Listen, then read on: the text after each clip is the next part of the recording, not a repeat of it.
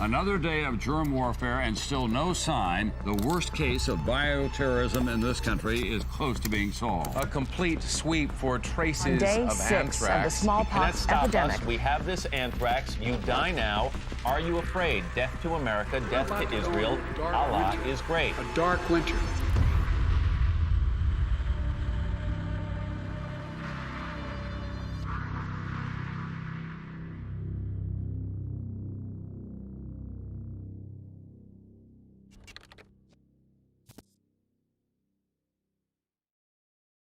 We had this event 20 years ago.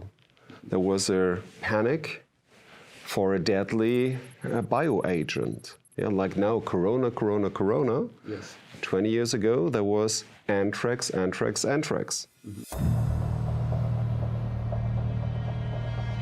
have anthrax. Good morning. President Bush tries reassuring the nation after anthrax is found at a facility that handles mail going to the White House. This was based on a bacteria called Bacillus anthracis, and it happened in September 2001, and it came out in October 2001 with a bio attack with post letters. Yes. Sent it to high-level journalists and high-level parliamentaries, and the first letter was given to a media outlet called Amy in Florida, and this was around September 11, interestingly.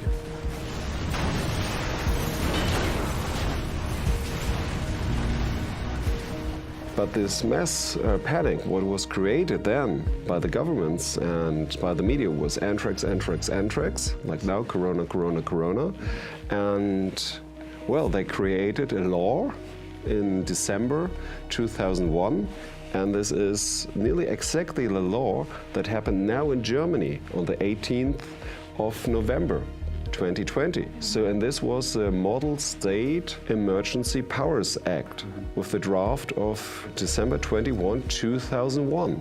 So it looks like that the anthrax event in 2001 is like a blueprint of this coronavirus in 2020. And we have a lot of other similarities and code words. Interestingly, so we know from the anthrax, it was not a foreign attack, it was a domestic. And this is official, even the government of the United States. They say, okay, this anthrax attack was not a foreign attack, it was a domestic attack. Because in December 2001, there was a scientific investigation, and it came out that the anthrax came out of the US Army lab for 100%. And there, the government admitted this. So what happened? All the mass media panic was coming from 100% down to 0%. Most of the people didn't know and can't remember of the anthrax. Yes, there was something.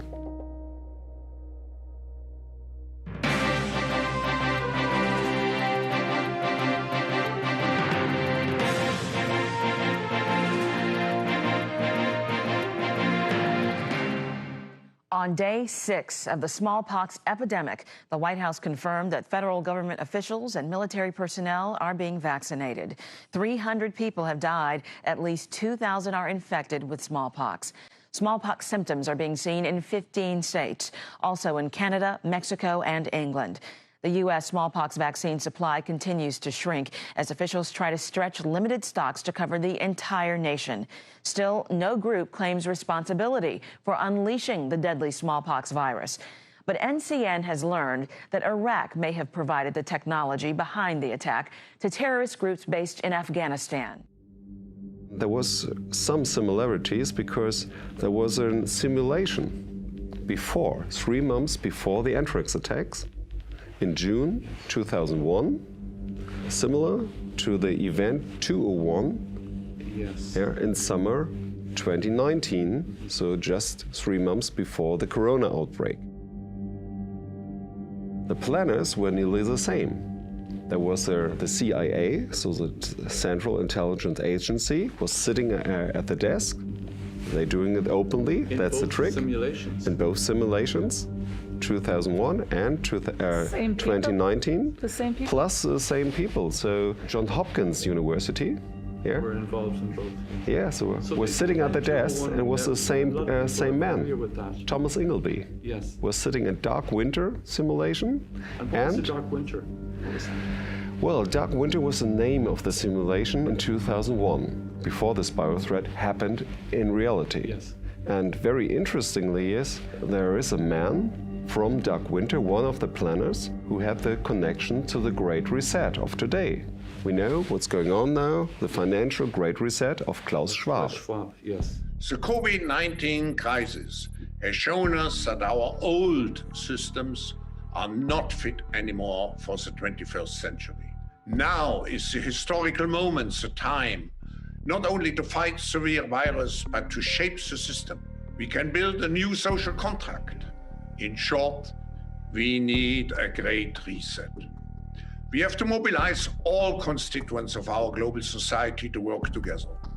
We must not miss this unique window of opportunity. And is there a direct connection between Dark Winter and Klaus Schwab? Yes. And his name is Mr. David Gergen. He was the planner of Dark Winter. He sat on the table with the Central Intelligence Agency, with the Johns Hopkins University, and now he's sitting at the board of the Klaus Schwab Foundation. And the Klaus Schwab Foundation, of course, is behind or has a connection to this so-called Great Reset. Yes, exactly. So Klaus Schwab wrote a book. The trick is to do it publicly. Wrote a book in English called COVID-19, The Great Reset. It's translated to German, Yes. Corona, der große Umbruch. It's really the book to read, like in the 1920s and 1930s. There is a book out, and nobody should say that he didn't know about the book, and it's Klaus Schwab. And so here's this organization that has grown to this mammoth force and has enormous influence, dedicated to improving the state of the world. What is the state of the world today, as you see? We are much too much backwards oriented or crisis management oriented and do not have a time left really to shape our future. That's maybe where the forum is coming in. As we've seen various flu scares come along, we haven't had a super good response. So the paradigmatic examples are smallpox for an intentionally caused thing, that there was a simulation called Dark Winter that didn't come out very well, i.e. smallpox scored 1 and humanity scored 0. And the code word Dark Winter, what Joe Biden announced. Last time. This is the same fellow who told you that, don't worry, we're going to end this by the summer. We're about to go into a dark winter, and he has no clear plan and there's no prospect. I believe that President Donald Trump responded to that by using the same words. Yeah, interestingly. I don't think we're going to have a dark winter at all. We're opening up our country. We've learned and studied and understand the disease. So speech writers, advise the candidates not to echo the words of their opponent. But Donald Trump did. So Joe Biden said in a lot of speeches, a very dark winter is coming. We're still facing a very dark winter. And Donald Trump was echoing this. But we're not entering a dark winter. I don't know if a dark winter is coming. Interesting choice of words, just following what you've just described about Event 201 and Dark Winter in 2001. Exactly, yeah. And I checked C-SPAN. This is a parliament television. If you type in Dark Winter, you will see, it's this term, Dark Winter, wasn't used much before. So it's really a code. And the problem is we don't have enough vaccine to go around. Meaning we don't have enough vaccine for the United States? Well, I would like to think that, but we don't have sufficient stockpiles for the people in Oklahoma, Georgia, or Pennsylvania, much less for the entire United States population. Well, that certainly doesn't sound encouraging. What do you mean exactly? Angie, it means it could be a very dark winter for America. Sobering. Thank you very much for joining us, Dr. Kavlik. In this simulation, Dark Winter, it was all about a real deadly agent, like an anthrax. Yes. So COVID-19 is not a real deadly agent, but Dark Winter is. And Joe Biden announced Dark Winter is coming. So what does it mean for us? What does it mean for just on that point? You know, hypothetically speaking, could you imagine a situation where a real deadly virus were to be released, perhaps by a terrorist attack or whatever, but a real deadly virus were released? What would happen then? Well, I think we all could imagine that perhaps then the mass media and the governments all around the world will put the finger on the demonstrators, and the people from the peace movement to say, oh yes, we told you all the months, don't spread out the virus because it's so deadly. Well, scientifically, there's no evidence for this. We would have seen this because it's just 1 or 2 weeks. And with the freedom rallies in Berlin and Germany and across Europe, we would have seen it if the virus was actually as deadly as this. Exactly. But guess the situation if this would happen. So a really deadly virus threat would come out, like a variant of SARS-CoV-2, deadly variant would come out, and then they would blame all the people. So this would be a situation like civil war, because a lot of people are, of course, afraid, and they will blame the demonstrators or of spreading. Of course, so it would polarize the population, it would set one half of the population against the other half of the population. Exactly, and then they could point the finger and say, well, you seen, we told you all the time, wearing masks, social distancing, and it's you to blame for. I see. Well, what's the answer to that then? How could people counteract that? Yes, and I want to close with this, how we can counteract. So we as a World Freedom Alliance, we are prepared to look into these things scientifically, evidence-based. Like in the year 2001, there was a good professor from Arizona, his name was Paul Keim, and he got out that this anthrax was coming from the US Army itself. And if there would be now a situation with a dark winter, deadly virus threat, if we would see very sick people or dead people, we need to investigate, is this agent really from where it comes from? Yes. So it is definitely not the SARS-CoV-2, what we have seen the last months. So we are prepared for this situation, for this announced dark winter. Very good, Dr. Schöning. Thank you very much indeed. Thank you. We're about to go into a dark winter. A dark winter. I don't think we're going to have a dark winter. We're still facing a very dark winter. We're entering a dark winter. My heart goes out to each of you in this dark winter of the pandemic. When he's talked about a dark winter, my opponent is promising a long, dark winter. We are facing a very dark winter. We're still in the middle of what will be a very, very, very dark winter. It could be a long, dark winter. Without better planning, 2020 could be the darkest winter in modern history. What are the priorities for WHO in getting through this dark winter? We are in for a long, dark winter before a vaccine becomes broadly available. The courage and judgment to lead us through this long, dark winter. As we enter the dark winter of the pandemic. What we've all had to endure and what we're going to have to endure during this very dark winter to combat this virus and to save as many lives as we can. I said in March it was going to be a long, dark winter.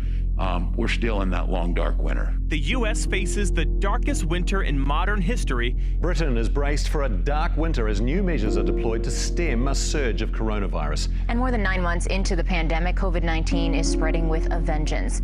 It has now killed a reported 280,000 Americans, according to Johns Hopkins University. Record numbers of new cases and hospitalizations increase concern that a dark winter is ahead. All I can tell you is the truth. We're in a very dark winter. Things may well get worse before they get better. The UK has identified a new variant of COVID-19 through Public Health England's. It seems that the spread is now being driven by the new variant of the virus. A new variant of COVID-19 that is spreading across the globe. The United Kingdom feels like Plague Island, with 2 new coronavirus strains, the other from South Africa. Fortunately, it's going to be quite a dark winter. 2020 has shown that governments must increase investment in public health, from funding access to COVID-19 vaccines for all people, to making our systems better prepared to prevent and respond to the next inevitable pandemic. This pandemic has been very severe. It's spread around the world extremely quickly. It has affected every corner of this planet. But this is not necessarily the big one. These threats will continue. If there's one thing we need to take from this pandemic with all of the tragedy and loss, is that we need to get our act together. We need to get ready for something that may even be more severe in future. The idea of a bioterrorist attack is kind of the nightmare scenario because they're a pathogen with a high death rate would be picked. Now, the good news is most of the work we're going to do to be ready for pandemic 2, I call this pandemic 1, most of the work we'll do to be ready for that are also the things we need to do to minimize the threat of bioterrorism. So we'll have to prepare for the next one. That, I'd say is will get attention this time.